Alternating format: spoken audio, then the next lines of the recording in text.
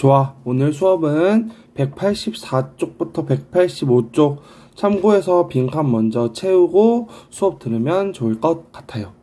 네, 이 부분 먼저 하고 수업에 임하도록 합시다. 오늘 수업은 얘들아 농민운동, 노동운동에 대해서 배워볼 거예요. 선생님 일부러 그냥 웃기라고 했습니다. 여러분 보고 그냥 한번 피식 했으면 좋겠어. 이게 벼야, 벼. 농민, 벼. 선생님 농민의 아들입니다. 선생님 아버지 농사 지세요. 그래서 선생님 너네가 나중에 농사 해본 아이들도 있고 안 해본 아이들도 있는데 이게 벼고 나중에 쌀이 되는 겁니다. 뭐 나중에 선생님이 사진 더 보여주도록 할게요. 보겠습니다. 야, 교과서 184쪽, 185쪽 꼭 이제 채우고 수업 듣도록 합시다. 알겠습니까? 좋아요. 국내 독립운동, 지난 시간에 배웠던 건 민족주의 계층의 움직임이었고 실력 양성운동이었고 이것은 애국 계몽운동과 비슷하다라고 이야기했었습니다. 배우는 내용은 미음으로 시작해요.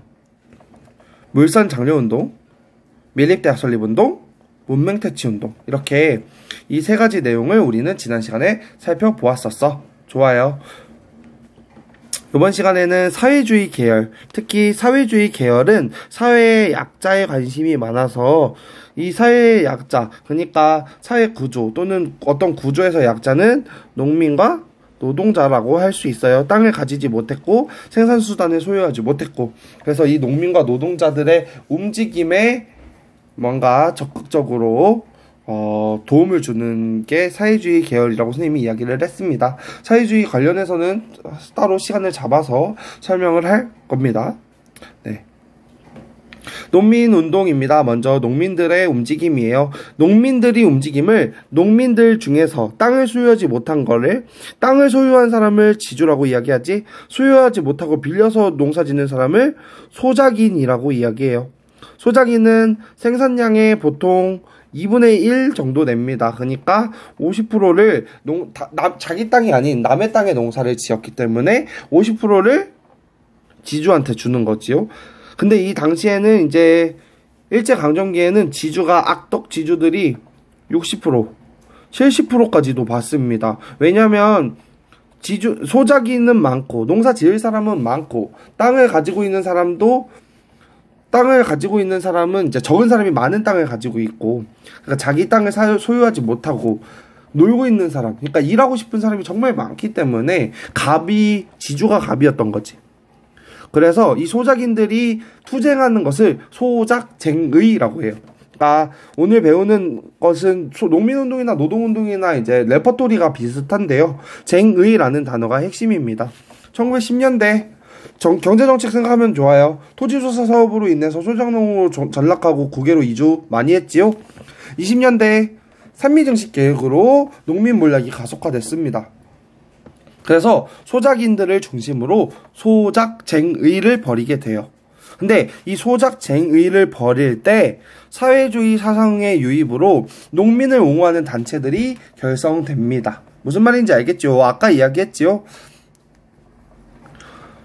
근데 이 농민운동이나 노동운동이나 레퍼토리가 똑같습니다.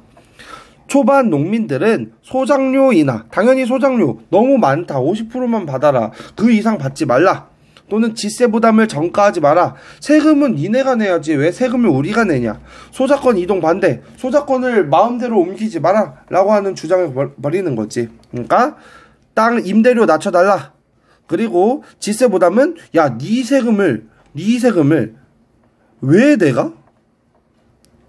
이런 주장인 거고, 소작권 이동은 그냥 건물주라고 생각하면 쉬워요. 선생님이 건물주에 그러니까 내 건물이 아니라 돈을 내면서 빵집을 만들었는데 갑자기 나보고 나가라고 하는 거야. 야, 너 말고 임대료 더 많이 주는 애가 있대. 그러니까 너 나가. 이런 사례가 있었어요. 야, 너 얘보다 소작료 덜 내잖아. 소작료 더 내는 애들이 있으니까 너 마음대로 나가. 지주가 갑으로서 갑질을 한 거지. 그래서 초반에는 생존권을 요구하는 쟁의가 줄을 이루었어. 힘든 거야. 소작료, 지세, 소작권 이동 관련된 자기의 직접적인 삶이 직접적인 연관을 되기 때문에 생존권을 요구하는 경우가 되게 많았습니다. 초반에는요. 그래서 동양척식 주식회사나 농장이나 일본인 농장, 동양척식 주식회사가 운영하는 농장이나 일본인 농장에서 대규모 쟁의가 일어나요. 대표적으로 1923년에 지주 문제철이라고 하는 사람을 상대로 투쟁하는 암태도 소작쟁이가 일어나요. 문제철이라는 인물 때문에 암태도 소작쟁이가 일어납니다. 이 암태도는 신안군에 있어요. 전남 신안군. 이렇게. 신안군 그 염전노예 할 때 그 동네 맞아요? 신안군, 전남 신안군 암태도에서 지주 문제철이 완전 막 힘들게 경영하는 바람에 그 밑에 소작인들이 막 이렇게 싹 투쟁하고 결국 이것은 성공합니다. 암태도 소작쟁이는 성공해요. 다 같이 야 우리 소작인들이 들어주면 안 된다. 우리가 다 서로 제살 깎아먹기다. 우리가 우리끼리 싸우면 안 된다. 우리가 지주랑 싸워야지. 우리가 우리끼리 싸워서는 안 된다. 나는 50% 낸다. A는 50% 낸다 그러고 B는 60% 낸다고 하면 다음에는 60%가 디폴트가 되고 결국 50%는 낼 수가 없다. 우리끼리 계속 싸우게 된다. 그러니까 우리가 같이 투쟁하자.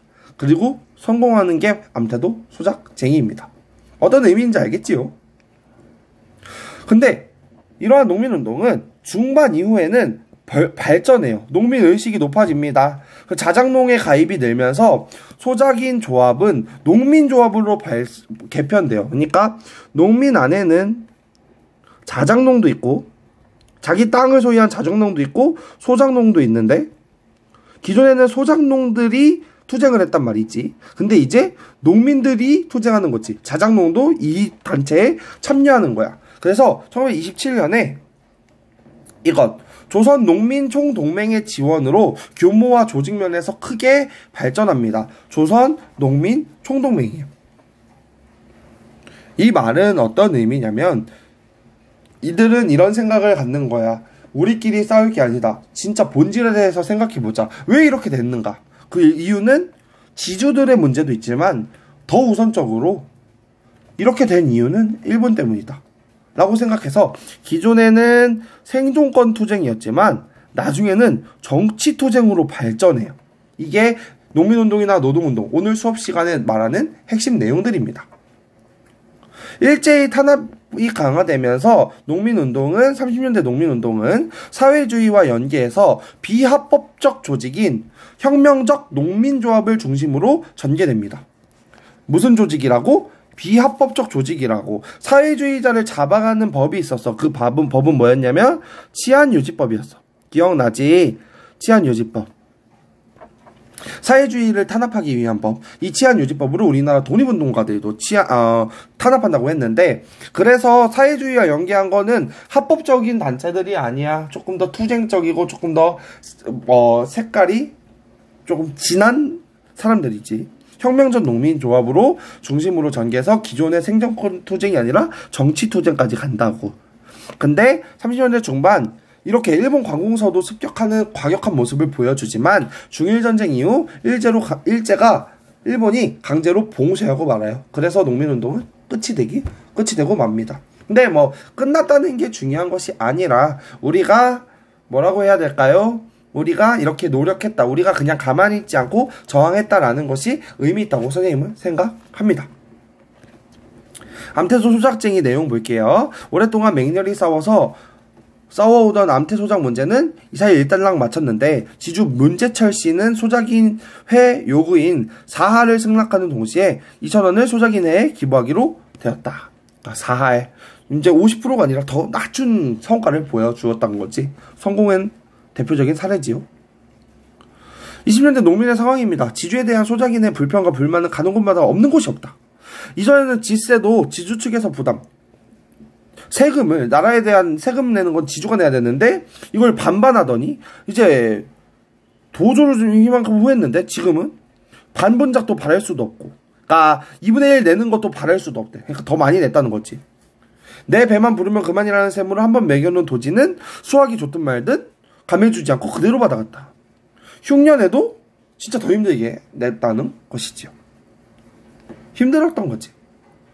이게 농민운동의 끝입니다. 노동운동도 비슷한 레파토리예요. 식민지 공업화에 따라서 공장이 늘어나면서 노동자도 증가합니다. 당연하겠지요.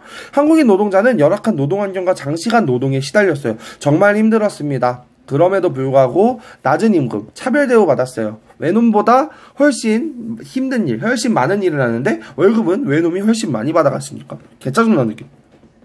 정말 짜증나겠죠. 노동자들은 노동운동을 펼치게 됩니다. 그리고 역시 사회주의가 보급화되면서 여러 노동단체가 결성됩니다. 전반기에요. 1920년대 전반기는 노동자의 삶, 그리고 노동 조건 개선을 위해서 생존권 투쟁적 성격이었어요. 똑같이 생존권. 부산부도 노동자 파업이나 경성 인력군 파업이나 경성 이렇게 파업. 파업은 영어로 뭔지 알아요? 파업이라는 단어는 영어로 스트라이크. 때리는 거야. 과격한 거야. 우리가 다 공장을 멈추게 하는 거야. 야, 지주는 진짜 갑이야. 아, 지주래요. 미안해요. 공장주 또는 자본가는 그 노동자 한 명이 이길 수가 없습니다. 훨씬 강해요. 월급도 훨씬 많고요. 기본적으로 다릅니다. 자본가들은 항상 돈을 더 벌지요. 계속해서. 왜냐면 돈을 벌 수밖에 없는 구조야. 근데 노동자들은 아무리 이래도 돈을 벌 수가 없는 상황이지. 노동자들이 정말 약해요. 자본가랑 싸우면 그냥 무조건 지는 거야. 자본가가 그냥 잘라버리면 노동자는 삶이 무너지는 거야. 그러면 노동자가 자본가를 이길 수 있는 방법은 딱 하나가 있지. 그것은 다 같이 단결하는 거지. 노동자들이 모여서 단결하는 거야. 그럼 이길 수 있는 거지. 그래서 그 단결의 방법으로 여러 가지가 있지. 타협을 보고 협상도 하겠지만 그들이 정말 안 되겠네. 우리가 할 수 있는 것은 이것밖에 없네 라고 하면 파업하는 모습을 보여줍니다. 정말 마지막 수단이에요. 노동자들한테. 왜냐면 노동자들이 파업하면 노동자들도 돈을 못 벌거든. 자본가한테 큰 타격을 주지만 노동자들도 돈을 못 벌게 돼요. 공장이 멈추는 것을 사실 노동자들도 원하지 않아요. 왜냐? 공장이 잘 돼야 자기들도 월급을 잘 받을 수 있고 더 나은 삶을 유지할 수 있으니까요. 하지만 노동자들이 자신의 권리를 제대로 지킬 수 없다라고 생각을 하면 그러면 파업하는 경우가 굉장히 많지요. 어떤 의미인지 알겠지요? 파업을 하게 되면 협상을 할 수 있잖아요. 공장이 안 돌아가면 결국 자본가는 엄청난 손해입니다.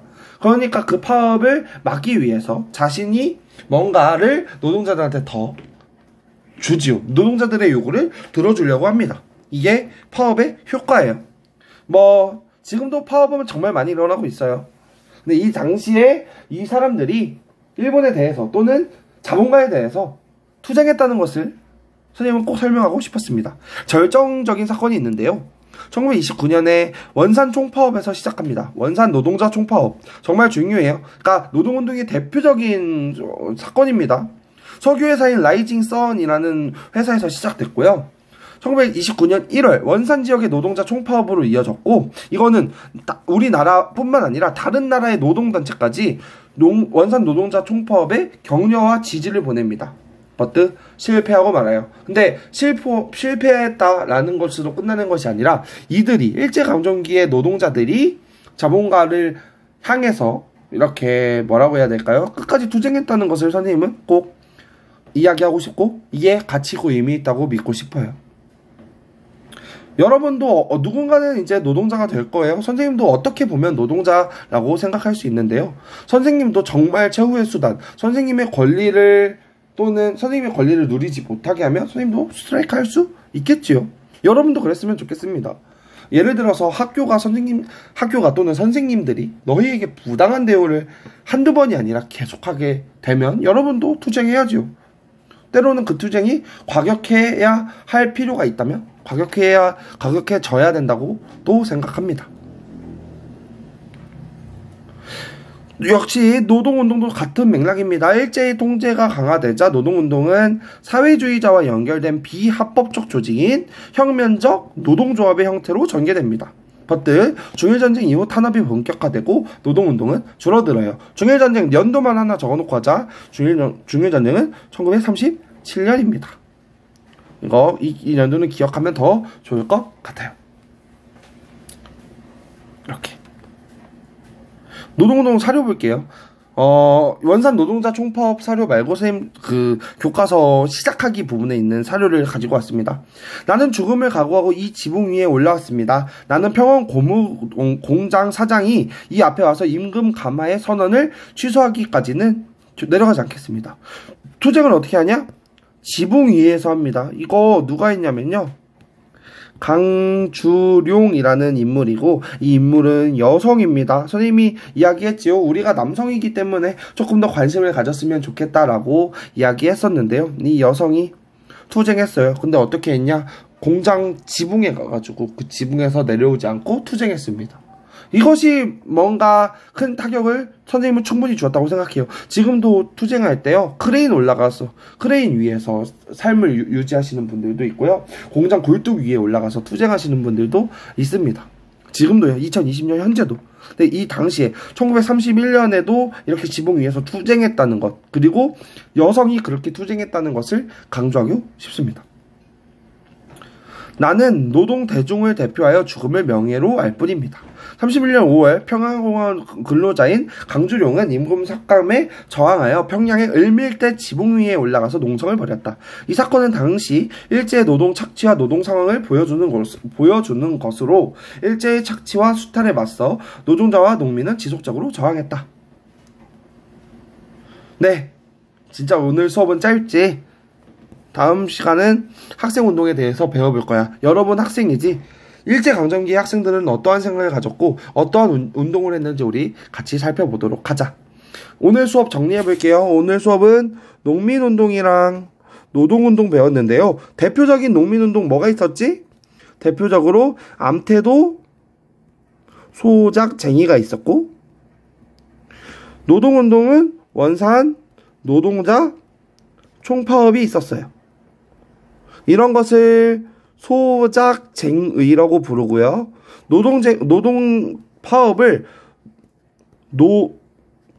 노동쟁의라고도 불러요. 쟁의라는 단어가 투쟁한다라는 의미입니다. 농민운동과 노동운동 둘 다 처음에는 생존권 투쟁이었어요. 하지만 나중에 어떻게 변한다? 이 생존권 투쟁이 정치투쟁으로 변한다, 또는 항일투쟁으로 변한다가 오늘 수업의 하이라이트입니다. 처음에는 생존권 투쟁이었지만 나중엔 정치투쟁, 항일투쟁으로 변한다. 여기에 뭐가 들어갔다? 사회주의자들이 도와줬다. 우리나라 사회주의자뿐만 아니라 다른 나라의 사회주의자들도 우리의 사회운동을 적극적으로 도왔다 정도로 이해하면 좋을 것 같아요. 오늘 수업은 여기까지 하겠습니다. 고생했어요. 항상 선생님 수업이 길었으니까 짧을 때도 있어야 된다고 생각해서 짧은 수업을 만들었네요. 이거 보면 선생님 얼굴 한번 봐야지. 이렇게 선생님 얼굴도 한번 보여주도록 할게요. 오늘 수업은 여기까지 하겠습니다. 다음 시간에 만나요.